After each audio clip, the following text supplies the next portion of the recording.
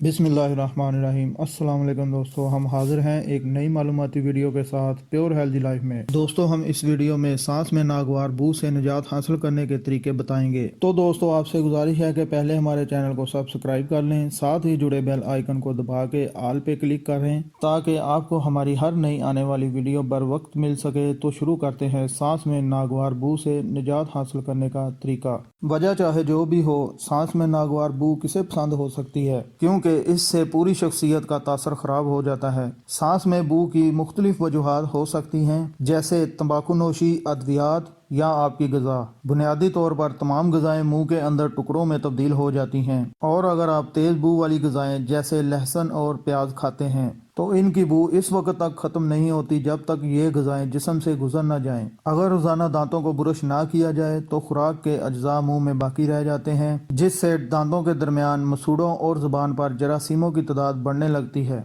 जो सांस में बू का बायस बनती हैं। मगर अच्छी बात यह है कि चंद मामूली तब्दीलियों और घरेलू नुस्खों से भी इस मसले पर काबू पाना मुमकिन है। दिल की सेहत के लिए रात के खाने का वक्त बहुत ज़रूरी है। जब सांस की बू से निजात पाने का फैसला करें तो आसान तरीन तरीकों में से एक दांतों की अच्छी सफाई को यकीनी बनाना है। दांतों पर ब्रश और खलाल रोजाना करने से मुंह में बू का बायस बनने वाले बैक्टीरिया की तादाद में कमी आती है। खलाल करना हो सकता है कि मुश्किल महसूस हो, मगर इससे दांतों में फंस जाने वाली ग़िज़ा के ज़रात को निकालने में मदद मिलती है, जो बैक्टीरिया की नशोनुमा और नागवार बू का बायस बनते हैं। इसी तरह हर 2 से 3 माह में टूथब्रश को भी बदलना ज़रूरी है, ताकि इसके रेशे वक्त के साथ कमज़ोर और दांतों की सफाई के लिए गैर मौसर ना हो सकें। मुंह की बू दूर करने के लिए ज़बान की सफाई भी बहुत ज़रूरी है। ज़बान बू का बायस बनने वाले बैक्टीरिया की अफजाइश नस्ल का मैदान साबित होती है, मगर अक्सर अफराद दांत ब्रश करते हुए इसे नज़रअंदाज कर देते हैं। दांतों पर ब्रश के बाद इस ब्रश से ज़ुबान को भी साफ कर लें, या ज़ुबान साफ करने वाला आला भी खरीदा जा सकता है जो इस मसले को हमेशा दूर रखेगा।